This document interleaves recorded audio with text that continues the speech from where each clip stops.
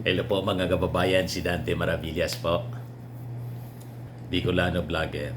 Dito ulit tayo sa ating podcast sa portion natin ng pag-share ng mga Bible verses para mapulutan natin ng aral mga kababayan at wisdom at direksyon sa buhay. Kasi ang dami na pong naliligaw ng landas, lalo yung mga taong gobyerno. Hindi kasi matumbok kung ano ang problema, bakit tumindi ang korupsyon. Di ba po? Ang solusyon po, magbalik loob sa ating Panginoon. Turuan ng tama yung ating mga anak para sa kanilang paglaki, dala-dala nila yung tamang kaisipan. Di ba? So ngayon po ang daming naliligaw, nawala sa direksyon yung buhay. Di ba? So importante na magbalik loob sa ating Panginoon. So ang isi-share ko sa inyong Bible verse mga kababayan, mula po ito sa Romans 8:28. Sabi dito, "And we know that in all things God works for the good of those who love Him, who have been called according to His purpose." Pero minsan, gulong-gulo na siguro yung buhay ninyo.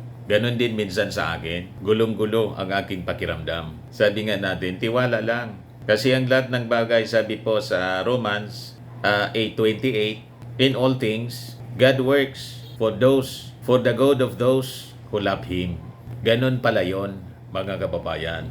Sa lahat ng bagay, in all things Kaya minsan po mga kababayan, pakiramdam mo, yung mga trials natin na kinakarap sa buhay, minsan feeling mo talagang wala nang katapusan, na-overwhelmed ka masyado sa mga pagsubok. Ano na lang niya itong nangyayari sa akin, parang lahat na lang kamalasan. Di ba? Minsan buntong hininga tayo at minsan masamang-masama yung loob mo. Lahat frustrations, lahat discouragement, minsan stress na stress ka na. Di ba pa? Nagising kayo ng ganyan isang araw. Talagang gulong-gulo ang iyong isipan. Parang yung kanta, litong-lito. Ang puso ko'y litong-lito.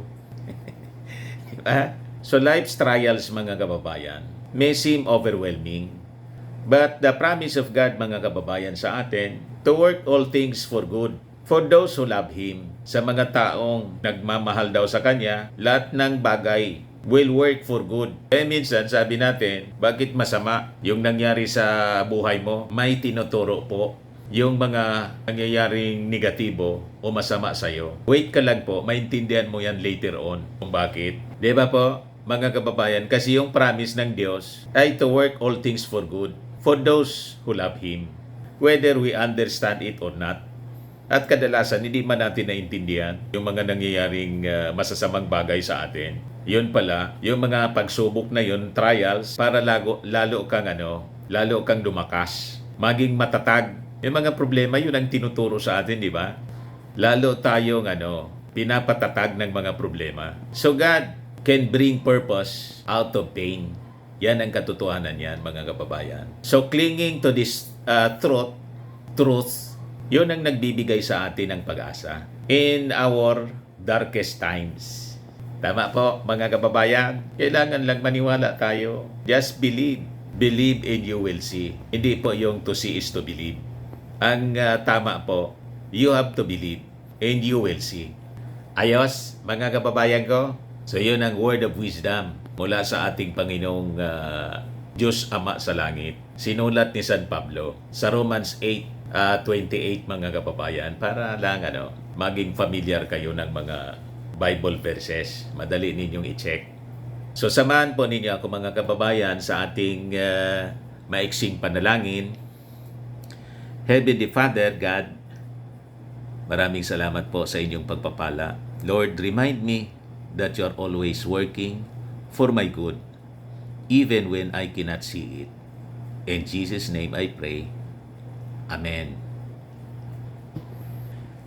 Ayan po yung ating short video ngayon sa ating podcast, Life with Dante M. Kailangang ayusin natin yung ating buhay ngayon. Palapit ng palapit ang pagdating ng ating Panginoon. Kaya yung mga tanda, makikita ninyo pasama ng pasama yung ating mundo, pati dito sa ating bansa. Time to repent. And time, mga kababayan, na magbalik loob sa ating Panginoong Diyos Tama po. So kung hindi pa po kayo nakasubscribe dito sa ating podcast, Life with Auntie M, i-click subscribe po ninyo. Pag-share naman po ninyo ng ating video kung ito po ay nakatulong para sa inyong pagninilay-nilay. Okay po? Ako po si Dante Maravillas. Bye-bye po. God bless.